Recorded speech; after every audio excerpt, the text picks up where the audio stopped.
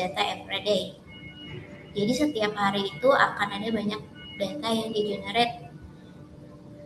Paling utama adalah output production. Nah, output production itu apalagi kalau teman-teman bekerja di satu perusahaan gitu nantinya, yang dia itu punya varian produknya banyak. Kalau aku bekerja di FMCG ya, FMCG terutama di bagian kesehatan gitu FMCG-nya. Nah, itu brandnya ada beberapa. Kemudian dari brand itu ada banyak lagi size ukuran yang disesuaikan dengan kebutuhan konsumen gitu ya. Nah, outputnya tuh banyak banget teman-teman. Sehari itu bisa jutaan outputnya. Terus dan beda-beda outputnya itu nggak cuman size A, B, C, size A, size B, tapi satu mesin itu generate output dengan spesifikasi yang berbeda. Nah, itu kan datanya banyak banget. Terus udah ada output, kemudian ada downtime, karena nggak, mesin itu tidak mungkin istilahnya running semulus itu, akan ada start stopnya, either itu karena downtime atau karena kita meluangkan waktu untuk melakukan pembersihan di area mesin. Kemudian, nah kalau mesinnya start stop mati nyala pasti akan ada reject gitu, atau produk yang tidak sesuai kualitas ya. Nah, itu juga dihitung. Produknya ada berapa kilo, ada berapa pieces, nah itu juga dihitung. Nah, dari output sama downtime itu kita bisa tahu ternyata efisiensi mesin kita tuh berapa sih.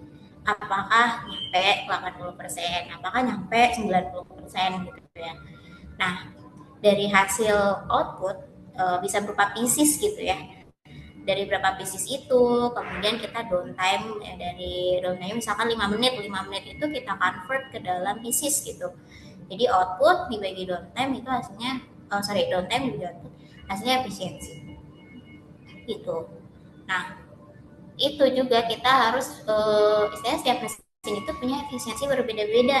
Ada lagi nanti Excel-nya beda lagi tuh, Raw-nya beda lagi. Nah, itu nanti harus divisualisasikan sehingga kita tahu nih ternyata mesin yang mana sih yang sekarang untuk menghasilkan output itu paling terbaik, kayak gitu. Kemudian ada juga datanya nggak cuma dari produksi ya, ada juga yang dari terkait inventory, kondisi bahan bakunya, ketersediaan bahan bakunya gitu ya. Kemudian kita bisa ngirim berapa banyak sih ke gudang-gudang kayak gitu. Nah, itu semuanya ada datanya teman-teman. Dan sekali lagi datanya itu ribuan gitu. Jadi kalau kita nggak bisa menganalisa data tersebut, ya PR banget ya untuk menentukan kedepannya kita mau ngapain sih, apakah sudah sesuai dengan tujuan kita gitu ya. Istilahnya kalau kita jualan mah pengennya kan untung ya, tapi kalau misalkan banyak downtime, produknya banyak reject, nah itu kan juga menentukan apakah kita untung atau enggak sih, kayak gitu. Nah, bisa dilihatnya dari tadi data output, data downtime gitu ya. Kemudian jadilah hasilnya efisiensi. Oke, boleh di next. Oke, nah karena manufacturing itu generates data every day, gitu ya, dan data itu banyak banget, ribuan, gitu. I could say that pertama kali ngeliat Excel yang raw-nya itu sampai hundred thousands, bahkan ratusan ribu gitu ya, cukup shock ya, kaget karena aku harus bisa gimana simplifies gitu, menyederhanakan data tersebut, dan aku harus bisa giving present gitu ya ke atasanku. Nah, kalau kita misalkan production outputnya kok turun gitu, terus kita nggak bisa menganalisa itu kan bingung juga ya. Apalagi kalau misalkan cuma berdasarkan subjektif opini gitu. Jadi berdasarkan opini, misalkan kita nanya, outputnya kenapa ya turun gitu. Nanti yang A bilang mesinnya banyak downtime, banyak rusak. Kemudian ada yang bilang itu kedatangan materialnya telat mulu gitu kan. Nah, terus rejectnya naik gak? Iya, rejectnya naik berapa persen? Gak tahu ya, pokoknya banyak gitu. Nah, terus kayak gimana, apa operatornya bisa ngoperasin mesinnya atau mereka kurang training kayak gitu. Nah, kita nggak bisa menentukan itu cuma by lisan teman-teman. sekali lagi data is very important ya sebagai proof. Jadi kita bisa nentuin mana sih hal yang mesti kita uptake nih supaya output kita tuh naik lagi, stabil lagi gitu ya. Nah, contohnya kayak gitu. Jadi kita nggak bisa nih mengandalkan hanya by opini teman-teman gitu ya. Nah, boleh di next slide. Nah, dari opini gitu ya, dari opini tadi kita harus bisa mengubah itu menjadi data teman-teman. Misalkan, oh rejectnya tuh banyak, ya banyaknya berapa? Kita harus bisa ukur itu secara kuantitas. Jadi ubah yang dari kualitatif menjadi kuantitatif ya, gitu. Nah, misalkan kita lihat nih barang kita apa, misalkan barang kita itu, let's say I'm working in a diapers industry gitu. Let's say diapersnya itu kita bisa ubah ke kilogram gitu ya. Nah, ya udah dari kilogram itu bisa nggak sih kita translate ke pieces? Oh bisa nih ternyata. Oh ya udah. Jadi setiap ada reject kita hitung, kita timbang tuh rejectnya berapa sih. Nah ntar di convert ke pieces kan kita tahu ya. Oh ternyata dari target kita harus sekian. Ternyata reject itu sekian persen dari target. Nah hal-hal yang kayak gitu nih yang berdasarkan opini, cuma berdasarkan lisan aja, itu harus bisa kita translate ke dalam kuantitatif gitu. Kemudian kayak contohnya misalkan operatornya kurang training gitu ya, kurang knowledge, pengetahuan. Ya udah, ya kalau kalau by human kita bisa kan pakai kuesioner ya teman-teman. Jadi kita tanya nih, kita bikin kuesioner dulu, kita ke lapangan, terus kita review nih teman-teman isi ya kuesionernya, kira-kira yang teman-teman kurang paham apa sih soal mesinnya gitu. Oh ini. Nah itu by kuesioner. Jadi dari kualitatif tadi kita translate ke kuantitatif. Oke.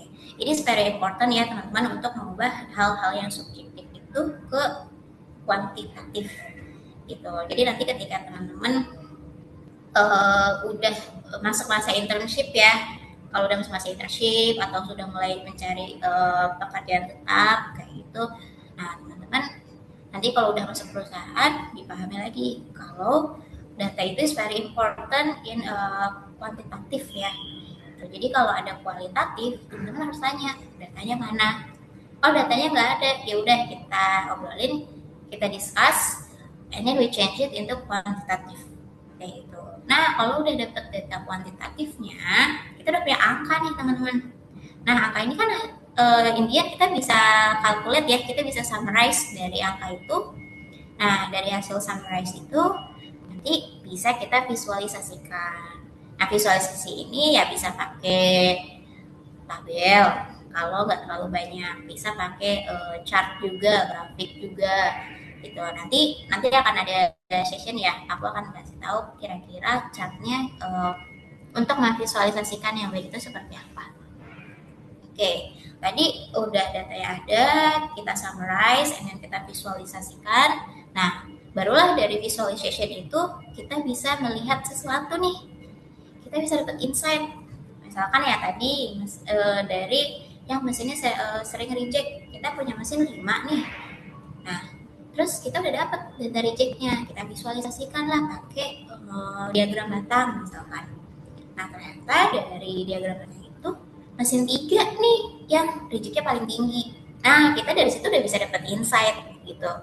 Dari insight itulah kita bisa menentukan action selanjutnya. Oh, berarti yang kita attack terlebih dahulu ya, supaya rejectnya turun, kita mulai starting dari mesin 3 gitu. Nah itulah dari situ udah ada decision, kita pilih mesin 3 untuk di attack, kita reduce downtime-nya, barulah kita action di situ kayak gitu. Oke, boleh di next. Oke, nah kita mulai dari videonya dulu ya. Oke, nah tadi yang aku bilang kalau kita itu harus bisa mengubah data yang opini subjektif gitu ya menjadi data. Nah, kalau udah ada angkanya, we already change it into kuantitatif gitu ya. Pasti nih ini pengalaman pertamaku bekerja gitu ya di otomotif. Nah di otomotif ini aku harus cleaning data teman-teman.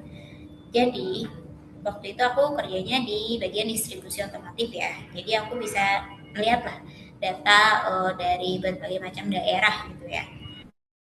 Nah ternyata berbagai macam daerah tuh formatnya beda semua teman-teman.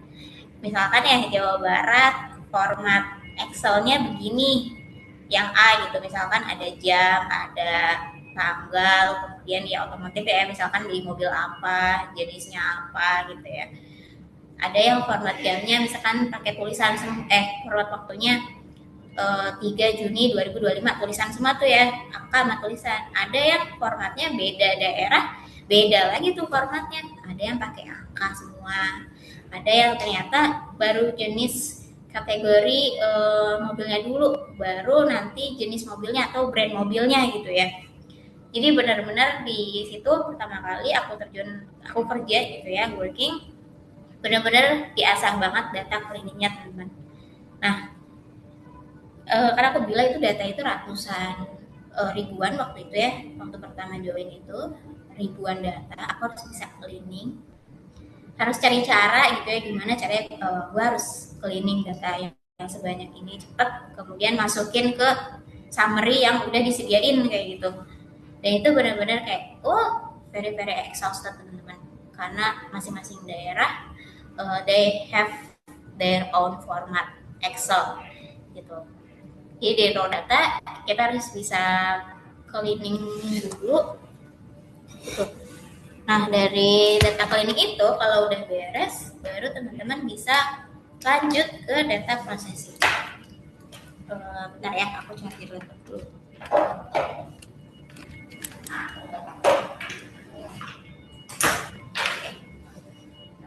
Oke, nah di data processing ini tadi ya yang udah kita cleaning, data processing ini kita mulai summary, kita mulai bikin summary-nya tuh.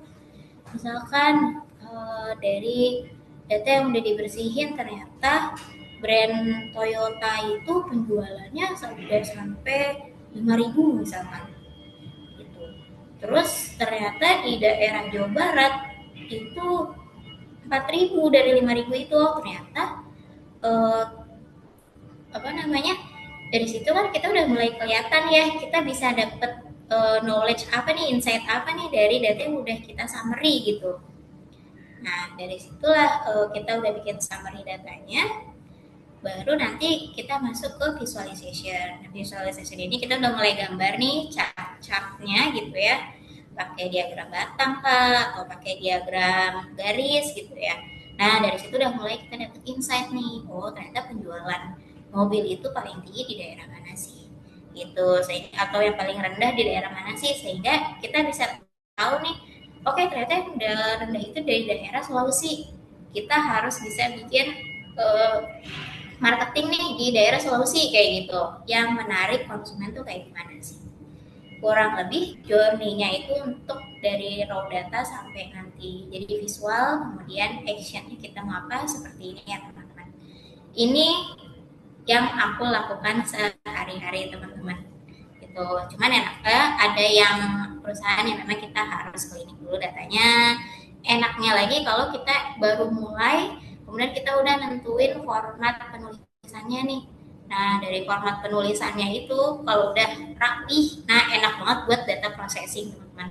Jadi udah tinggal sat-set kita udah bisa dapat visualization-nya, kita udah bisa dapat insight-nya gitu. Boleh next.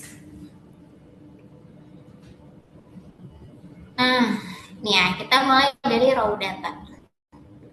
Nah, raw data ini ya, sometimes raw data is messy, very, very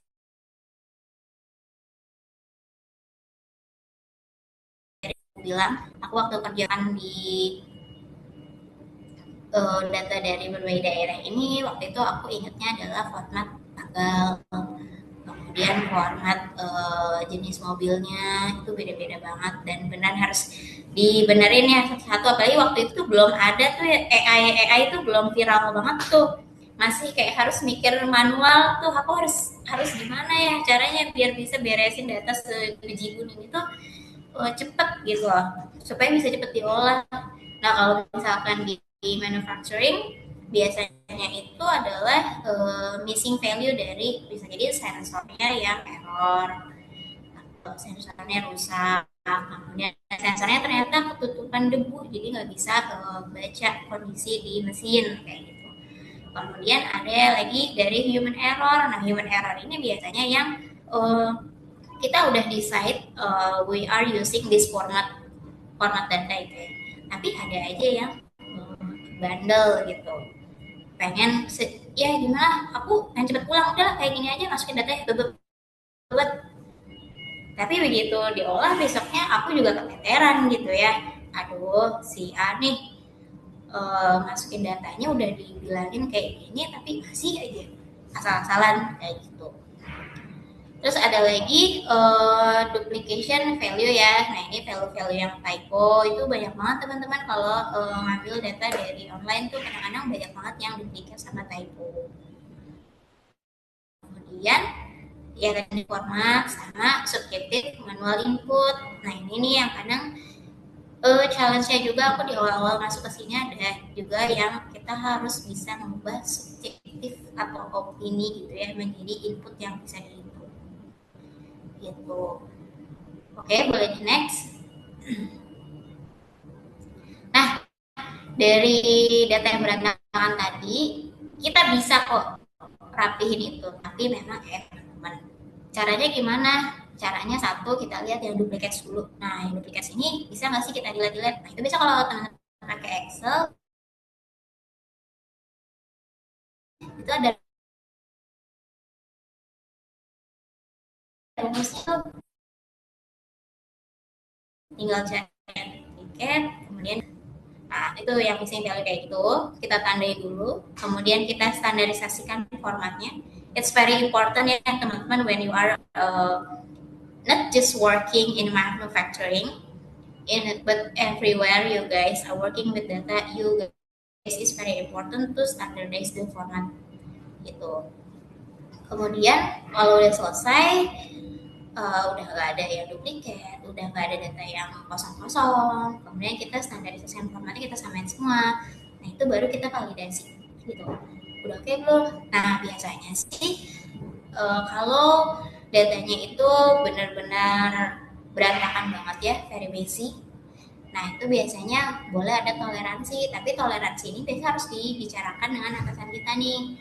Pak ternyata dari data yang udah kita rapiin ini perbedaannya itu ada sekian persen gitu.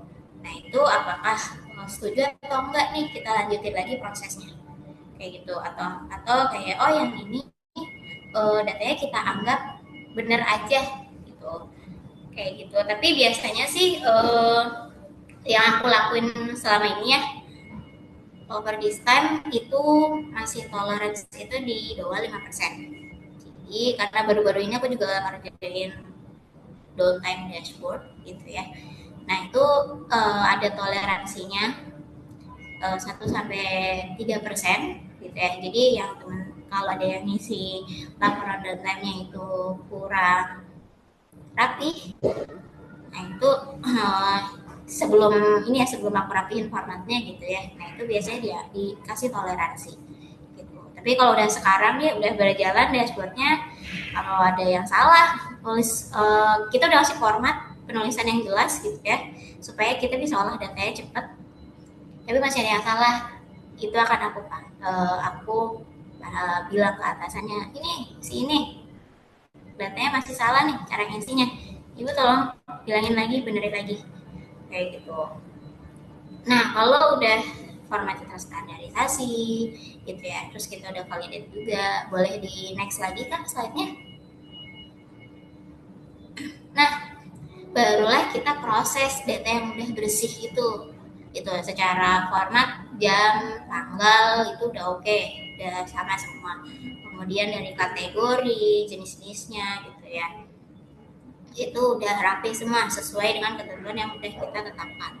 Nah dari situ aku udah rapi, dari ribuan data itu kita bisa dapat informasi dengan pakai Excel ya teman-teman. Ini tools yang paling easy untuk dilakukan untuk data analisis itu ada di Excel atau Google Spreadsheet ya. Kalau aku bekerjanya di ekosistem Google, jadi pakai spreadsheetnya Google kurang lebih sama gitu ya.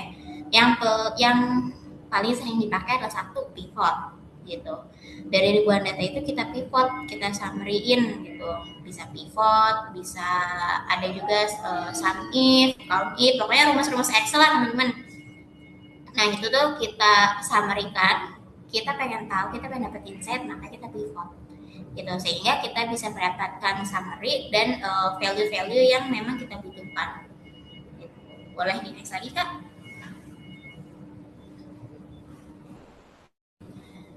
Nah sebenarnya kenapa sih kita butuh ngevisualisasi ini ya teman-teman?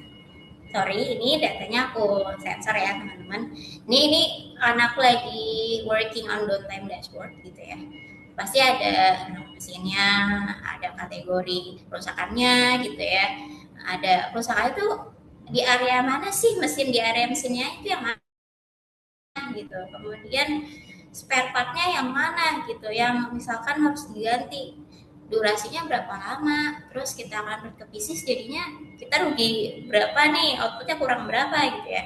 Nah kalau teman-teman lihat itu ya ini udah 11.000 row ya teman-teman gitu, dan ini aku screenshotnya udah bulan-bulan lalu gitu. Bayangin kalau sampai sekarang bulan Juli ya teman-teman, udah berapa ribu row tuh yang keisi. Nah bayangin kalau teman-teman cuman ngeliat dari tabel doang gitu ya, kita udah bikin formatnya sesuai, udah dari standarisasikan, tapi ngeliat tabel doang ya kita nggak dapat apa-apa ya teman-teman. Cuma bisa lihat oh tanggal sekian kerusakannya ini dari mesin, terus kita pengen tahu tuh ya, terus kita harus ngapain nih? Apakah ngelihat dari satu row aja kita bisa menentukan action plan selanjutnya gitu ya? Kita harus bisa mengurangi downtime di mesin yang mana ya. Kalau by tabel gini kita nggak tahu ya gitu. Nah dan juga aku sempat baca kalau kita itu 60.000 kali lebih cepat untuk memproses visual dibandingkan kita baca atau kan dari tabel number gitu. Makanya kalau dari tabel kayak gini, apalagi kalau teman-teman nanti udah bekerja melihat tabel itu row-nya udah sampai ratusan ribu, itu udah kayak udah jenuh banget. Makanya gimana caranya gue bisa memvisualisasikan data yang gue punya gitu. Oke, boleh di next. Nah tadi ya, kita itu lebih cepat memproses visualisasi daripada kita melihat tabel number. Makanya itu kita butuh memvisualisasikan data tadi itu menjadi bisa pakai chart gitu, supaya kita bisa lihat trennya, kita bisa lihat patternnya. Misalkan nih kayak dari downtime itu, oh ternyata di area A ini udah kita lihat selama 3 bulan nih, setiap 3 bulan pasti drop gitu. Nanti ketemu lagi di bulan itu kan bulan Maret, oh ternyata si part ini drop mulu nih, sudah kita perbaiki nih, udah kita ganti, ternyata di bulan Juni drop lagi partnya.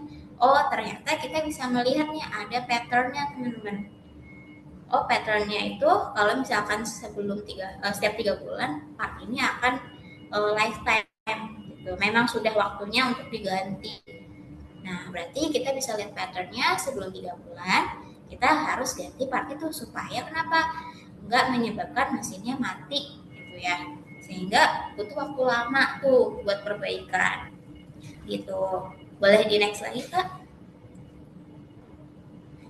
Nah ini ya teman-teman, choose the right visualization. Jadi setelah kita punya data, kita sampaikan, kemudian kita visualisasikan menggunakan chart gitu ya. Kadang bingung, Pak aku pakai chartnya yang mana ya? Bapak butuh informasinya apa ya? Kalau pakai, coba deh saya pakai diagram datang bar chart dulu nih. Oke nggak ya gitu? Atau saya mau pakai line chart dulu, Bapak dapat informasinya nggak? Gitu. Nah ini yang jadi challenge-ku juga ketika bikin dashboard teman-teman. Gitu. Jadi proses bikin dashboard itu tidak semudah kita ceplok-ceplokin aja tuh chart gitu. Itu udah punya data rapih, udah kita pakai diagram bar aja, bar chart gitu. Nggak semudah itu ya teman-teman. Jadi kita benar-benar butuh tahu nih user kita itu butuhnya itu informasi apa gitu. Kita punya datanya, tinggal kita tanya ke user kita, Bapak pengen lihat apa? Mau bandingin kah? Atau mau ngelihat tren kah? Atau mau ngelihat proporsi gitu ya. Nah, ini biasanya aku kombinasi nih kalau di di dashboard gitu ya. Ada bar chart, biasanya kita buat perbandingan comparison between mesin A, mesin B, mesin C gitu. Nah, ternyata performance-nya yang mana nih yang paling bagus atau yang paling rendah. Itu biasanya kita pakai bar chart. Nah, bar chart ini biasanya kita juga pakainya daily. Jadi untuk melihat sehari-hari nih in daily, kayak misalkan sekarang tanggal 10 Juli ya. Tanggal 10 Juli kita itu ada meeting downtime harian ya teman-teman. Nah, misalkan besok tanggal 11 berarti kita mau lihat datanya 10 Juli. Nah, 10 Juli ini kan PR banget ya kalau bacanya pakai tabel gitu ya. Nah, kita visualisasi pakai bar chart, kita mau lihat comparison nih. Oh, ternyata kemarin itu mesin A yang paling rendah performance-nya. Gitu.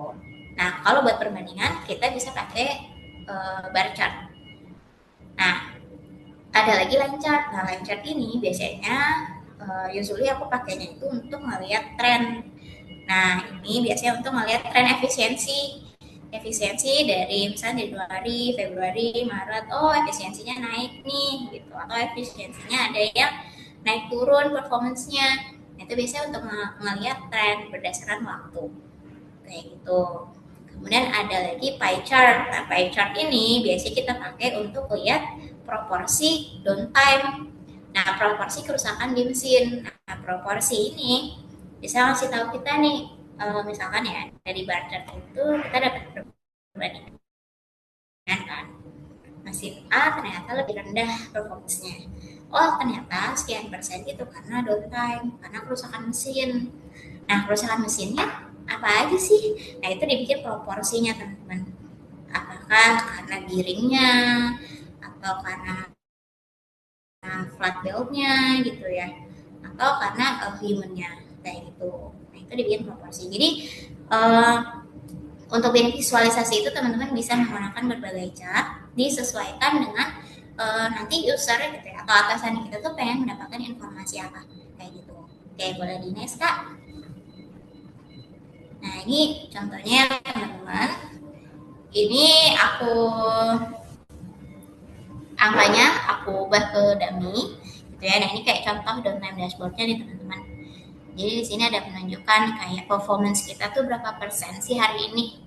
Kemudian kita bisa dapat output produksi itu berapa banyak, downtime kita berapa banyak sih gitu. Kemudian kita lihat nih dari Paretonya. Dari Pareto ini, oh ternyata mesin 5 paling bagus performanya kayak gitu. Nah, enak aja teman-teman, di proyekku yang lagi aku kerjain ini adalah kita usahain untuk dapat datanya time. Jadi kan DP-nya. Misalkan dari shift 1 kita udah bisa dapat data, terus kita update-nya pas udah pergantian shift, kita udah tahu nih performance-nya shift 1 tuh berapa sih. Kayak gitu. Kemudian kita pakai visual performance gitu ya. Kemudian kita bisa lihat ada trennya juga. Dan biasanya orang-orang tuh pengen banget punya dashboard yang customize itu apa? Jadi nggak berpatok ke satu waktu. Nah, kalau yang teman-teman lihat di sini, dashboardnya itu sebenarnya ada pilihannya. Misalkan ini kan hari ini, nanti bisa customize nih. Oh, misalkan aku mau lihat datanya itu dari bulan Januari sampai Februari. Nah, biasanya tuh mereka pengennya kayak gitu. Jadi, when you are working in manufacturing, nggak cuma manufacturing di semuanya ya, di semua sektor gitu ya, pasti akan ada kita harus look back into our historical gitu.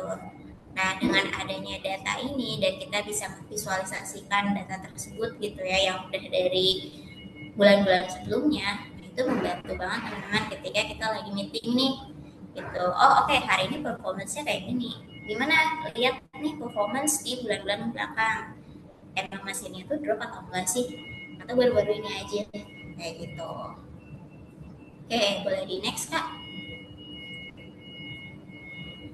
Nah, ini juga contohnya ya teman-teman bikin dashboard gitu ya.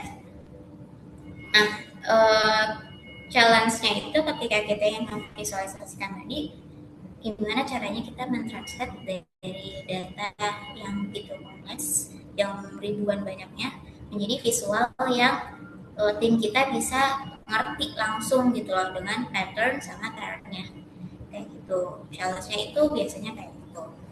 Nah itu dia, makanya kita harus banyak discussion dengan user atau tim kita gitu ya. Apa yang mau kita dapetin dari data yang udah kita punya.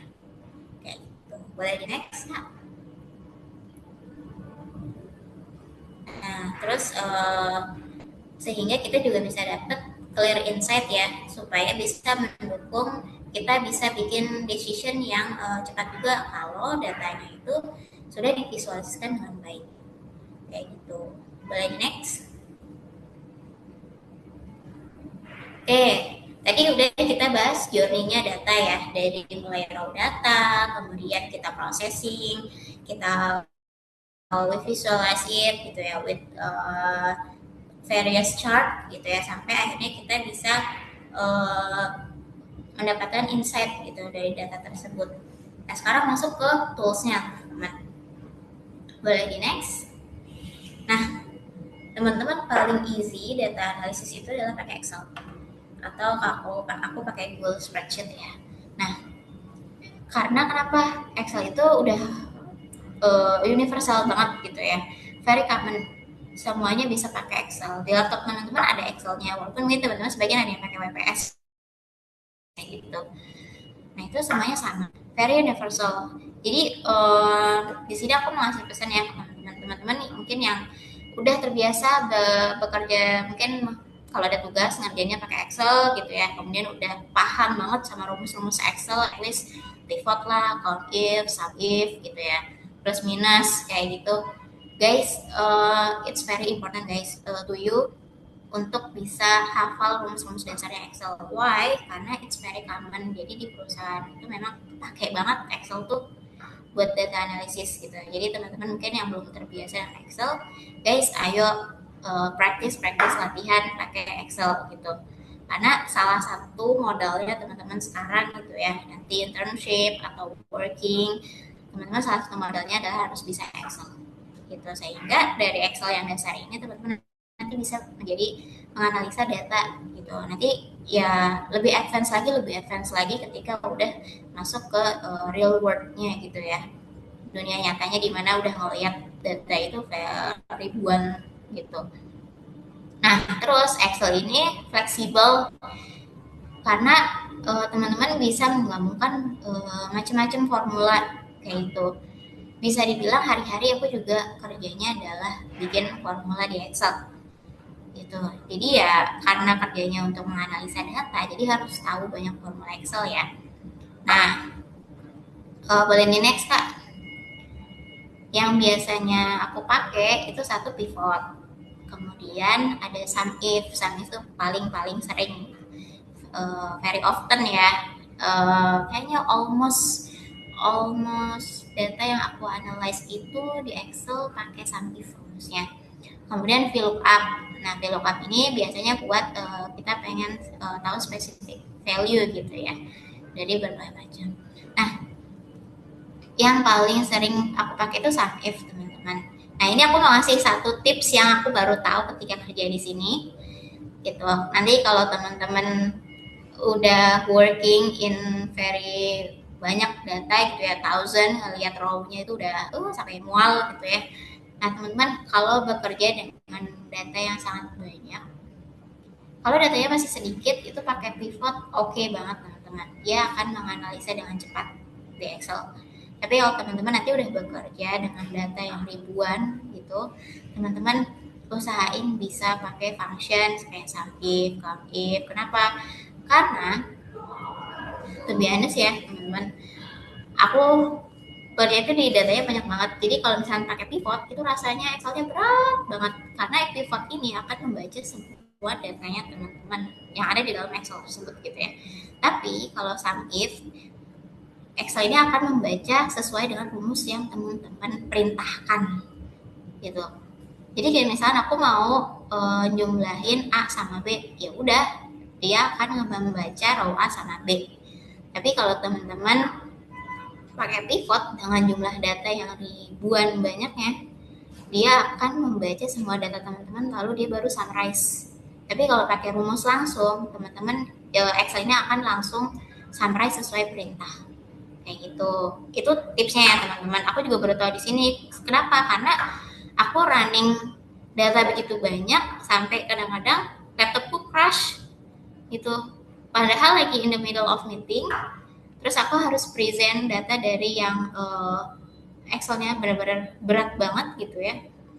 Terus crash laptopnya. Ya udah, gitu. PR banget kan kalau kayak gitu. Makanya tipsnya adalah kalau memang nanti working dengan data yang begitu banyak, teman-teman pakai rumus aja. Gitu. Oke, boleh di next Kak. Itu rumus yang paling sering aku gunain nih teman-teman. Nah terus aku juga di sini belajar pakai AI teman-teman.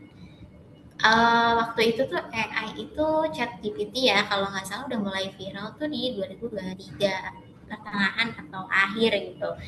Jadi pas aku udah sidang skripsi, kemudian beberapa bulan itu baru tuh viral ChatGPT kayak gitu. Nah terus sekarang makin advance lagi ya. Ada ChatGPT, Cloud, kemudian Gemini dari Google gitu ya. Mungkin ada yang tahu Perplexity atau Grok-nya punya Elon Musk gitu ya. Maksudnya yang aku pakai buat bekerja di sini itu ada ChatGPT, kemudian ada Cloud, dan ada juga Gemini. Kalau Gemini ini aku karena ekosistem bekerjanya Google ya, jadi aku bisa dapat Gemini Pro yang gratis. Nah biasanya aku working dengan data itu pakai AI itu biasanya buat visualize teman-teman gitu, tapi juga dipakai buat kayak kita nyari formula gitu, karena ya aku sendiri nggak hafal gitu formula Excel tuh ada apa aja gitu ya. Yang pasti kita butuh AI gitu untuk mempercepat pekerjaan kita gitu ya. Jadi kayak sama AI untuk kayak caranya gimana ya gitu. Nanti kan dia akan ngasih rekomendasi tuh rumus-rumus pakai ini gitu. Nanti kita coba satu-satu gitu. Kemudian kalau udah beres nih rumusnya, aku juga kadang suka nyari insight rekomendasi.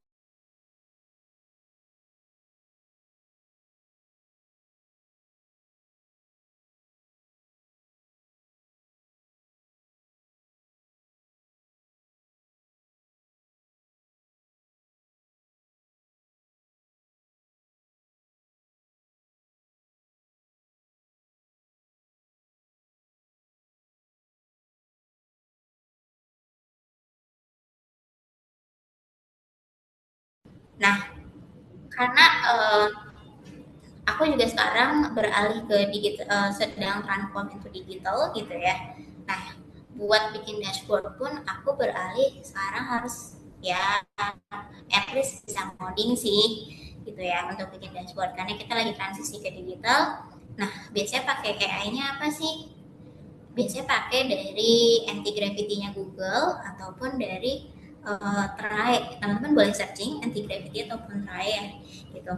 Nah, kalau dibilang Kak Minho bisa ngoding gak sih gitu ya, aku bilang gak bisa, aku gak bisa ngoding teman-teman gitu. Tapi biasanya orang-orang yang suka data analisis itu orangnya mau belajar gitu.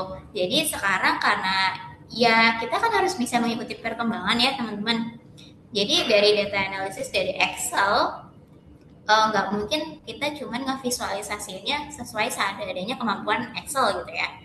Nah, kita harus ngikutin perkembangan zaman. Kita pengen punya visualisasi yang customize gitu. Atau kalau teman-teman kayak ngelihat di suka banyak di iklan kayaknya klik-klik grafik tuh bagus gitu ya transisinya kayak gitu. Terus kita misalkan oh aku mau request ngelihat data ini cuman baik klik sana klik sini udah bisa muncul. Terus kayak misalkan bikin dashboard tuh nggak cuman tentang mesin tapi pengen juga tentang maintenance-nya, pengen tentang materialnya yang dipakai apa. Nah itu kan kita harus compact-in apa ya, beberapa hal di dalam satu platform gitu ya teman-teman. Nah itu ya mau gak mau kita harus mengikuti perkembangan gitu, harus bisa transisi ke digital. Dan aku juga jadinya harus belajar coding juga teman-teman. Nah tapi kalau teman-teman sekarang lagi belajar programming atau pakai JavaScript atau pakai Python gitu ya, teman-teman yang udah bisa dilatih lagi gitu ya. Yang belum bisa, yuk kita belajar pelan-pelan gitu. Karena aku juga belajarnya pelan-pelan teman-teman. Walaupun aku di sini dibilang industrinya tuh cepet banget gitu ya, larinya cepet banget. Aku tetap harus belajar ngoding gitu. Gimana caranya? Ya udah, kita punya AI kok teman-teman, don't worry guys gitu. Kita belajar dari AI. Yang penting ketika teman-teman ingin mentranslakan data menjadi visualisasi yang apa ya, insightful, estetik gitu ya. Kalau ngelihat apa namanya, di internet tuh kan banyak banget ya, ada yang ngasih rekomendasi dashboard tuh estetik gitu ya. Nah itu teman-teman bisa belajar pakai anti-gravity sama Thrive. Itu yang penting ada, intinya adalah ketika teman-teman pakai AI, teman-teman harus jelasin apa yang teman-teman butuhkan gitu. Konsepnya mau kayak gimana sih? Oh aku butuh dashboard yang bisa ngeliatin output, bisa ngeliatin reject, bisa ngeliatin uh, uh, apa namanya, penggunaan material datanya, file sheet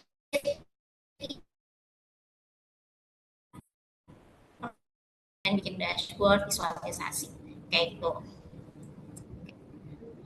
Boleh di next kak?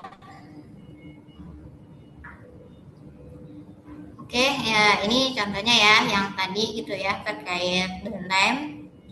Clear dashboard transform complex data into insight, sehingga kita bisa mengambil action cepat gitu ya untuk menentukan apa ya, bisnis kita kayak gitu, strateginya mau seperti apa. Baiknya teman-teman ketika bekerja di sebuah perusahaan itu kita ya memang, I'm not gonna lie, we want huge profit ya teman-teman. Nah dari data analysis inilah, dari data yang sangat kompleks itu kita translate ke clear dashboard visual. Nah dari situ bisa menentukan strategi bisnis kita mau diambil ke arah mana gitu. Jadi bisa menentukan lah, misalnya hari bulan ini profit kita lagi turun, oh ternyata si mesin A nih yang performance-nya bikin turun. Nah berarti kita akan tag downtime di mesin A. Gimana caranya biar outputnya ngalir jos terus kayak gitu, sehingga profit kita bisa naik lagi kayak gitu. Boleh di next kak?